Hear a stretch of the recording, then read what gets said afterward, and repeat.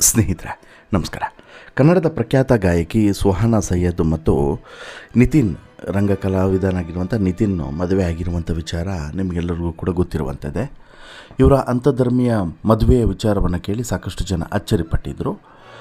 ಜೊತೆಗೆ ಇತ್ತೀಚೆಗೆ ಒಂದು ಇಂಟರ್ವ್ಯೂನಲ್ಲಿ ಭಾಗಿಯಾದಂಥವರು, ಅಂದರೆ ಈ ಕೀರ್ತಿ ENT ಕ್ಲಿನಿಕ್ ಅನ್ನುವಂಥ ಒಂದು ಇಂಟರ್ವ್ಯೂನಲ್ಲಿ ಭಾಗಿಯಾಗಿದ್ದಂಥ ಸುಹಾನಾ ಮತ್ತು ನಿತಿನ್ ತಮ್ಮ ಪ್ರೀತಿ, ಮದುವೆ ಸಂದರ್ಭದಲ್ಲಿ ಎದುರಾದಂಥ ಸವಾಲುಗಳು, ಇದರ ಬಗ್ಗೆನೂ ಕೂಡ ಹಂಚಿಕೊಂಡಿದ್ದಾರೆ. ಜೊತೆಗೆ ಇವರ ಇಂಟ್ರೆಸ್ಟಿಂಗ್ ಲವ್ ಸ್ಟೋರಿ ಬಗ್ಗೆನೂ ಕೂಡ ಸಾಕಷ್ಟು ಮಾಹಿತಿಗಳನ್ನು ಹಂಚಿಕೊಂಡಿದ್ದಾರೆ.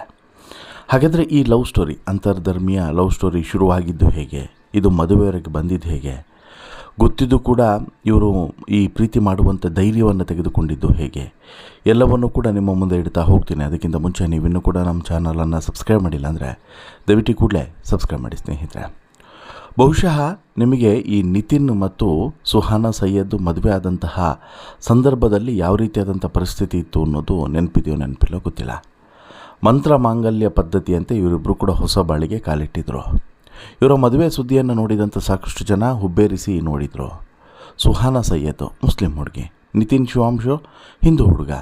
ಇವರಿಬ್ಬರದು ಮದುವೆನಾ ಅಂತಲೂ ಕೂಡ ಸಾಕಷ್ಟು ಜನ ಹುಬ್ಬರಳಿಸಿ ನೋಡಿದ್ದು ಕೂಡ ಇದೆ. ಹೌದು, ಸರಿಗಮಪ ಖ್ಯಾತಿಯ ಗಾಯಕಿ ಸುಹಾನಾ ಸೈಯದ್ ಹಾಗೂ ರಂಗಭೂಮಿ ಕಲಾವಿದ ನಿತಿನ್ ಶಿವಾಂಶು ಕಳೆದ ವರ್ಷ ಮದುವೆ ಆದರು.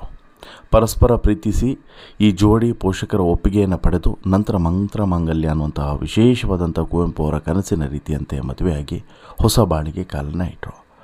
ಆದರೆ ಇವರ ಅಂತರ್ಧರ್ಮೀಯ ಮದುವೆ ಅಷ್ಟು ಸುಲಭ ಆಗಿರಲಿಲ್ಲ ಅನ್ನುವಂಥ ಸಂಗತಿಯನ್ನು ಈಗ 1 ವರ್ಷದ ಬಳಿಕ ಬಹಿರಂಗಪಡಿಸಿದ್ದಾರೆ. ನಿತಿನ್ ಪ್ರೀತಿಯನ್ನು ಒಪ್ಪಿಕೊಳ್ಳೋದಕ್ಕೆ ಸುಹಾನಾ ಬಹಳ ಸಮಯವನ್ನೇ ತೆಗೆದುಕೊಂಡರು ಅನ್ನುವಂಥ ವಿಚಾರ ಈಗ ಬಹಿರಂಗ ಆಗಿದೆ. ಒಂದು ವೇಳೆ ನಾನು ಒಪ್ಪಿದರೂ ಕೂಡ ನಾವಿಬ್ಬರು ಒಂದಾಗುವುದು ಸಾಧ್ಯನಾ ಅನ್ನುವಂಥದ್ದು ಇವರ ಮೂಲ ಪ್ರಶ್ನೆ ಆಗಿತ್ತು. ಆ ಬಗ್ಗೆ ಬಹಳ ತಲೆಕೆಡಿಸಿಕೊಂಡಿದ್ದರೂ ಕೂಡ ಆ್ಯಕ್ಚುಲಿ ಹೌದು, 100ಕ್ಕೆ 100 ಇಂಥದ್ದೊಂದು ಆಲೋಚನೆ ಬರಲೇಬೇಕು, ಬಂದಿತ್ತು ಕೂಡ. ಪೋಷಕರಿಗೆ ವಿಚಾರವನ್ನು ತಿಳಿಸಿದಾಗ ಮೊದಲಿಗೆ ಅವರು ಒಪ್ಪಲೇ ಇಲ್ಲ. ಸುಹಾನೆಗೆ ಬೇರೆ ಹುಡುಗನ ಜೊತೆಗೆ ಮದುವೆ ಮಾಡಿಸೋದಕ್ಕೆ ಪ್ರಯತ್ನಗಳು ಕೂಡ ನಡೆದಿತ್ತು.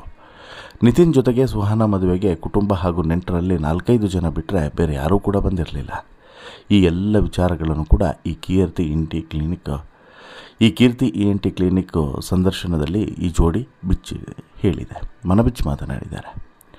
ಸುಹಾನಾ ಹೈಸ್ಕೂಲ್ನಲ್ಲಿದ್ದಂಥ ಸಂದರ್ಭದಲ್ಲಿ ಮೊದಲ ಬಾರಿಗೆ ನಿತಿನ್ ನೋಡಿದ್ರಂತೆ. ಇನ್ಫ್ಯಾಕ್ಟು ಸುಹಾನಾ ಹೈಸ್ಕೂಲ್ನಲ್ಲಿದ್ದಂಥ ಸಂದರ್ಭದಲ್ಲಿ ನಿತಿನ್ PUC ಓದ್ತಾಯಿದ್ರು. ಮೊದಲ ನೋಟದಲ್ಲೇ ಸುಹಾನಾ ಇಷ್ಟ ಆಗಿಬಿಟ್ಟಿದ್ರು. ಜೋಡಿ ಮೊದಲ ಬಾರಿಗೆ ತಮ್ಮ ಲವ್ ಸ್ಟೋರಿಯನ್ನು ಈ ರೀತಿ ಹಂಚಿಕೊಳ್ಳುತ್ತೆ. ಅಂದರೆ ಹೆಗ್ಗೋಡಿನಲ್ಲಿ ಇಬ್ಬರೂ ಕೂಡ ಓದಿದ್ದು, ಗುಡ್ಡದ ಮೇಲೆ ಹೈಸ್ಕೂಲು, ಕೊಂಚ ಕೆಳಗೆ ಕಾಲೇಜು, ಅದಕ್ಕಿಂತ ಕೆಳಗೆ ನೀನಾಸಮ್ಮು. ನಾನು 2nd PUC ಓದ್ತಾ ಇದ್ದೆ. ಸುಹಾನಾ ಹೈಸ್ಕೂಲ್ನಲ್ಲಿದ್ಲು. ನೀನಾಸಮ್ ಕ್ಯಾಂಟೀನ್ಗೆ ಊಟಕ್ಕೆ ಬಂದಿದ್ಲು. ನಾನು ಅಲ್ಲೇ ಎದುರಲ್ಲಿ ನಿಂತಿದ್ದೆ. ತಲೆ ಮೇಲೆ ಶಾಲು ಹಾಕ್ಕೊಂಡು ನನ್ನ ಮುಂದೆ ಪಾಸ್ ಆಗಿದ್ಲು. ಅಂದೇ ಮೊದಲ ಬಾರಿ ನೋಡಿದ್ದು ಅಂತಲೂ ಕೂಡ ನಿತಿನ್ ಆ ಗಳಿಗೆಯನ್ನು ನೆನಪಿಸಿಕೊಳ್ತಾರೆ. ಮೊದಲ ನೋಟದಲ್ಲೇ ಸುಹಾನಾ ಇಷ್ಟ ಆಗಿದ್ಲು ಅಂತ ಹೇಳಿಬಿಟ್ಟು ನಿತಿನ್ ತಮ್ಮ ಭಾವನೆಯನ್ನು ಹಂಚಿಕೊಳ್ತಾರೆ. ಆದರೆ ಆಗ ಇವನು ಯಾರು ಅನ್ನೋದು ನನಗೆ ಗೊತ್ತೇ ಇರಲಿಲ್ಲ. ಹೇಗೋ ಫೋನ್ ನಂಬರ್ ಕಲೆಕ್ಟ್ ಮಾಡಿ ಮೆಸೇಜ್ ಮಾಡಿದ್ದ ಅಂತ ಹೇಳಿಬಿಟ್ಟು ಸುಹಾನಾ ಆ ದಿನಗಳ ಬಗ್ಗೆ ಹೇಳ್ತಾರೆ. ಮೊದಲಿಗೆ ಸ್ನೇಹಿತನ ರೀತಿ ನಾರ್ಮಲಾಗಿ ಮೆಸೇಜ್ ಮಾಡಿದ್ದ. ಸಿಟ್ಟು ತರಿಸುವಂತೆ ಏನೂ ಕೂಡ ಇರಲಿಲ್ಲ. ಮುಂದೆ ಇಬ್ಬರು ಕೂಡ ಸ್ನೇಹಿತರಾಗಿದ್ವಿ. ಇವನ ತಂಗಿ ಶಾಲೆಯಲ್ಲಿ ನನ್ನ ಸೀನಿಯರ್, ಹಾಗಾಗಿ ಎಲ್ಲರೂ ಕೂಡ ಸ್ನೇಹಿತರಾಗಿದ್ವಿ. ಇವನ ಮನಸ್ಸಿನಲ್ಲಿ ದೊಡ್ಡ ಆಸೆ ಇಟ್ಕೊಂಡಿದ್ದಾನೆ ಅನ್ನೋದು ನನಗೆ ಆ ಕ್ಷಣದಲ್ಲಿ ಗೊತ್ತೇ ಇರಲಿಲ್ಲ ಅನ್ನೋದನ್ನು ಸುಹಾನಾ ಹೇಳ್ತಾರೆ. ಇನ್ನು ನೀನಾಸಮ್ನಲ್ಲಿ ನಾಟಕ ನೋಡೋದಕ್ಕೆ ಸುಹಾನಾ ಬರ್ತಿದ್ಲು. ಅಕ್ಕಪಕ್ಕ ಇರೋರಿಗೆಲ್ಲ ನಮ್ಮ ಲವ್ ಗೊತ್ತಿತ್ತು, ಆದರೆ ನಾವಿಬ್ಬರು ಹೇಳೇ ಕೊಂಡಿರಲಿಲ್ಲ. ಕೆಲವು ದಿನಗಳ ಬಳಿಕ ನಿತಿನ್ ಹೇಳ್ದ, ನೀನು ಅಂದರೆ ನನಗೆ ಇಷ್ಟ, ಹಾಗಂತ ನೀನು ನನ್ನ ಇಷ್ಟಪಡಬೇಕು ಅಂತೇನಿಲ್ಲ. ನನಗಿಷ್ಟ ಅನ್ನೋದನ್ನು ನಾನು ಹೇಳಬೇಕು ಅಂತೇಳಿ ಅನ್ನಿಸ್ತು, ಹೇಳಿದೆ. ನನಗೆ ಇಂಟ್ರೆಸ್ಟಿಂಗ್ ಅನ್ನಿಸ್ತು. ಪದೇ ಪದೇ ಭೇಟಿ, ಫೋನ್ ಕರೆ ಮಾಡ್ತಾ ಇರಲಿಲ್ಲ. ಬಳಿಕ ನಾನು MBA ಮಾಡೋದಕ್ಕೆ ಬೆಂಗಳೂರಿಗೆ ಬಂದೆ. ಆಗ ನಾಟಕಗಳನ್ನು ಮಾಡೋದಕ್ಕೆ ಬೆಂಗಳೂರಿನಲ್ಲಿ ನಾನು ಇಲ್ಲೇ ಇದ್ದೆ ಅನ್ನೋದನ್ನು ಇಬ್ಬರು ಕೂಡ ಮೆಲುಕು ಹಾಕ್ಕೊಳ್ತಾರೆ. ಪ್ರೀತಿ ಮಾಡ್ತಿದ್ದೀನಿ ಅಂತೇಳ್ಬಿಟ್ಟು ಹೇಳಿಬಿಡುವುದು ಕಷ್ಟ ಅಲ್ಲ, ಆ ಮಾತನ್ನು ಉಳಿಸ್ಕೊಳ್ಳೋದಿದೆಯಲ್ಲ ಅದೇ ದೊಡ್ಡ ಕಷ್ಟ. ಹಾಗಾಗಿ ಒಪ್ಪಿಕೊಳ್ಳಲು ಸಾಧ್ಯವಾಗಲಿಲ್ಲ. ಒಬ್ಬರನ್ನೊಬ್ಬರು ಪ್ರೀತಿಸ್ತಾ ಇದ್ವಿ. ಪೋಷಕರನ್ನು ಒಪ್ಪಿಸಿ ಮದುವೆ ಆಗಬೇಕು ಅನ್ನೋದು ಇಬ್ಬರ ಬಯಕೆ ಆಗಿತ್ತು. ನಮ್ಮ ಮದುವೆಗಿಂತ 2 ತಿಂಗಳ ಮುನ್ನ ಸುಹಾನಾ ಮನೆಯಲ್ಲಿ ಒಪ್ಪಿರಲಿಲ್ಲ ಅಂತ ಹೇಳಿಬಿಟ್ಟು ನಿತಿನ್ ಹೇಳಿದ್ದಾರೆ. ಮನೆಯಲ್ಲಿ ನನಗೆ ಮದುವೆ ಮಾಡೋದಕ್ಕೆ ಬೇರೆ ಹುಡುಗನನ್ನು ಹುಡುಕ್ತಾಯಿದ್ರು. ನನಗೆ ಇಷ್ಟ ಇರಲಿಲ್ಲ. ಹಾಗಾಗಿ ನಾನು ಯಾರನ್ನೂ ಕೂಡ ಒಪ್ಪಿಕೊಳ್ತಾನೆ ಇರಲಿಲ್ಲ. ಒಂದು ದಿನ ಅಂತೂ ಧೈರ್ಯ ಮಾಡಿ ಮನೆಯಲ್ಲಿ ನಮ್ಮ ಪ್ರೀತಿಯ ವಿಚಾರವನ್ನು ಹೇಳಿಬಿಟ್ಟೆ. ಹೇಳಿದ ಮೇಲೆ ಶಂಭೋ ಶಿವ ಶಂಭೋ ಹಾಡಿನ ರೀತಿಯ ಪರಿಸ್ಥಿತಿ ಕೊಂಚ ನಿರ್ಮಾಣ ಆಗಿತ್ತು ಅಂತಲೂ ಕೂಡ ಸುಹಾನ ಆ ಕ್ಷಣವನ್ನು ನೆನಪಿಸ್ಕೊಳ್ತಾರೆ. ನಮ್ಮ ಮನೆಯಲ್ಲಿ ನಮ್ಮಿಬ್ಬರ ಮದುವೆಗೆ ಯಾವುದೇ ರೀತಿಯಾದಂಥ ಸಮಸ್ಯೆ ಆಗಲಿಲ್ಲ ಅಂತೇಳ್ಬಿಟ್ಟು ನಿತಿನ್ ಶಿವಾಂಶ್ ಹೇಳ್ತಾರೆ. ನಾನು ಚೆನ್ನಾಗಿದ್ದರೆ ಸಾಕು ಅನ್ನೋದು ಪೋಷಕರ ಬಯಕೆ ಅನ್ನೋದು ವಿಶೇಷ. ಸುಹಾನ ಮನೇಲಿ ಮಾತನಾಡಿ ನಮ್ಮ ಮನೇಲಿ ಮಾತನಾಡಿ 1 ವರ್ಷ ಸಮಯವನ್ನು ತೆಗೆದುಕೊಂಡ್ರು. ನಮ್ಮ ಮನೆಯಲ್ಲಿ ಬೇಡ ಅಂತೇಳ್ಬಿಟ್ಟು ಅಪ್ಪ ಅಮ್ಮ ಪಟ್ಟು ಹಿಡಿದಿದ್ರು. ಎಷ್ಟೇ ದಿನ ಆದರೂ ಸರಿ ನಾನು ಕಾಯ್ತೀನಿ ಅಂತೇಳ್ಬಿಟ್ಟು ನಾನು ಪಟ್ಟು ಹಿಡಿದೆ. ಆದರೆ ನಿತಿನ್ನ ಮದುವೆ ಆಗ್ತೀನಿ, ಇಲ್ಲದಿದ್ದರೆ ಮದುವೆ ಆಗದೆ ಹಾಗೇ ಉಳಿದು ಬಿಡ್ತೀನಿ ಅಂತಲೂ ಕೂಡ ಹೇಳಿದ್ದೆ. ಅಪ್ಪ ಅಮ್ಮನಿಗೆ ಬಹಳ ಒತ್ತಡವೂ ಕೂಡ ಇತ್ತು.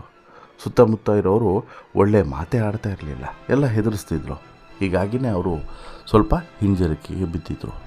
ಕೊನೆಗೂ ಕೂಡ ಸಂದಿಗ್ಧ ಪರಿಸ್ಥಿತಿಯಲ್ಲಿದ್ದುಕೊಂಡು ಪೋಷಕರು ಬಂದು ನಮ್ಮ ಮದುವೆಗೆ ಒಪ್ಪಿಗೆಯನ್ನು ಸೂಚನೆಯನ್ನು ಕೊಟ್ಟಿದ್ದರು. ಪೋಷಕರು ಬಂದು ನಮ್ಮ ಮದುವೆಗೆ ಹರಸಿದರು. ಎಲ್ಲರೂ ಕೂಡ ಒಪ್ಪಿಕೊಳ್ಳಬೇಕಾಗಿತ್ತು. ಎಲ್ಲರೂ ಜೊತೆಗೆ ನಿಂತಿದ್ದರೆ ಎನ್ನುವಂತಹ ಬೇಸರ ಇವತ್ತಿಗೂ ಕೂಡ ನಮ್ಮ ಅಪ್ಪ ಅಮ್ಮನಿಗೆ ಇದೆ.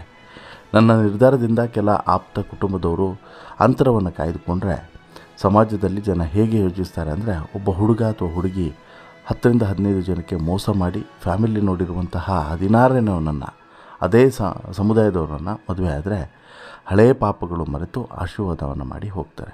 ನಾವೊಬ್ಬರನ್ನು ಪ್ರೀತಿಸಿ ಮದುವೆ ಆಗಿದ್ದೀನಿ ಅಂದರೆ ಅದು ಅಲ್ಲಿಗೆ ಬರೋಕ್ಕೂ ಕೂಡ ಯೋಚನೆಯನ್ನು ಮಾಡ್ತಾರೆ. ಇಂತಹ ಸಮಾಜದಲ್ಲಿ ನಾವಿದ್ದೇವೆ ಅನ್ನುವಂತಹ ಬೇಸರವನ್ನು ಹೊರಗಡೆ ಆಗ್ತಾರೆ. ಬಟ್ ಒಂದಂತೂ ಕ್ಲಿಯರ್ ಆಗಿತ್ತು, ಇಲ್ಲಿ ಏನೋ ಇವರೇನು ಅಂದ್ಕೊಂಡಿದ್ರಲ್ಲ ಸುಹಾನ ಮತ್ತು ನಿತಿನ ಪ್ರೀತಿ ಮಾಡುವಂಥ ಸಂದರ್ಭದಲ್ಲಿ ಒಂದಷ್ಟು ಸವಾಲುಗಳು ಚಾಲೆಂಜಸ್ಗಳು ಎದುರಾಗ್ಬೋದು ಅಂತೇಳಿ, ಅದು 100ಕ್ಕೆ 100 ಎದುರಾಗಿತ್ತು. ಬಟ್ ಒಂದು ನಿತಿನ್ ಆಗ್ಬೋದು ಅಥವಾ ಸುಹಾನ ಆಗ್ಬೋದು, ಇವರಿಬ್ಬರ ಧೈರ್ಯಕ್ಕೆ ಮೆಚ್ಚಲೇಬೇಕು. ಯಾಕಂತ ಹೇಳಿದ್ರೆ ಒಂದು ಅಂತರ್ಧರ್ಮೀಯ, ಈ ಅಂತರ್ಧರ್ಮೀಯ ಮದುವೆಯನ್ನು ಒಪ್ಪಿಸೋದು ಅಷ್ಟು ಸುಲಭ ಅಲ್ಲ. 2ನೇದು ಮಂತ್ರ ಮಾಂಗಲ್ಯ, ಇದು ಕೂಡ ಅಷ್ಟು ಈಸಿ ಅಲ್ಲ. ಊಟ ಗೀಟ ವ್ಯವಸ್ಥೆ ಅದು ಚೆನ್ನಾಗಿ ಮಾಡಿದ್ರೂ ಕೂಡ ಈ ಶಾಸ್ತ್ರಗಳು ಮಾತ್ರ ಮಂತ್ರ ಮಾಂಗಲ್ಯದ ರೀತಿ ನಡೆದಿರುವಂಥದ್ದು ಮತ್ತೊಂದು ಹೆಮ್ಮೆ. ಸುಹಾನ ಸೈಯದ್ ಹೇಳಿ ಕೇಳಿ ಶಿವಮೊಗ್ಗ ಡಿಸ್ಟಿಕ್ಕಿಗೆ ಬರ್ತಾರೆ. ನಿತಿನ್ ಕೂಡ ಶಿವಮೊಗ್ಗ ಡಿಸ್ಟಿಕ್ಕಿಗೆ ಸೇರಿದವರು. ಹಾಗಾಗಿ ಕುವೆಂಪು ಬಗ್ಗೆ ವಿಶೇಷವಾದಂಥ ಗೌರವ, ಅಭಿಮಾನ ಆ ನಿಟ್ಟಿನಲ್ಲಿ ಮತ್ತು ಮಂತ್ರ ಮಾಂಗಲ್ಯ ಅನ್ನುವಂಥ ನಿಟ್ಟಿನಲ್ಲಿ ಇವರ ಮದುವೆ ಆಗಿರುವಂಥದ್ದು ವಿಶೇಷ ಅಂತಲೇ ಹೇಳ್ಬೋದು. ಒಟ್ಟಾರೆ ಇವತ್ತಿಗೆ ಈ ಜೋಡಿ ತುಂಬ ಖುಷಿಯಾಗಿದೆ. ಇದೇ ಥರ ಖುಷಿಯಾಗಿ 100 ಕಾಲ ಸಮೃದ್ಧವಾದಂಥ ಜೀವನವನ್ನು ನಡೆಸಲಿ ಅನ್ನೋದು ನಮ್ಮ ಆಶಯ. ಒಟ್ಟಾರೆ ನಿಮಗೇನಿಸುತ್ತೆ ಸ್ನೇಹಿತರೆ, ಈ ಎಲ್ಲ ಘಟನಾವಳಿಗಳನ್ನು ನೋಡಿದ್ರೆ ನಿಮಗೇನಿಸುತ್ತೆ? ದಯವಿಟ್ಟು ನಿಮ್ಮ ಅಭಿಪ್ರಾಯವನ್ನು ಕಮೆಂಟ್ ಮಾಡಿ ತಿಳಿಸಿ. ಇವತ್ತಿಗೆ ಈ ಸ್ಟೋರಿ ಇಷ್ಟ ಆಯಿತು ಅಂತ ಹೇಳಿದ್ರೆ ಲೈಕ್ ಮಾಡಿ, ಶೇರ್ ಮಾಡಿ, ಚಾನಲ್ಗೆ ಸಬ್ಸ್ಕ್ರೈಬ್ ಆಗೋದನ್ನು ಮರಿಬೇಡಿ. ಧನ್ಯವಾದ.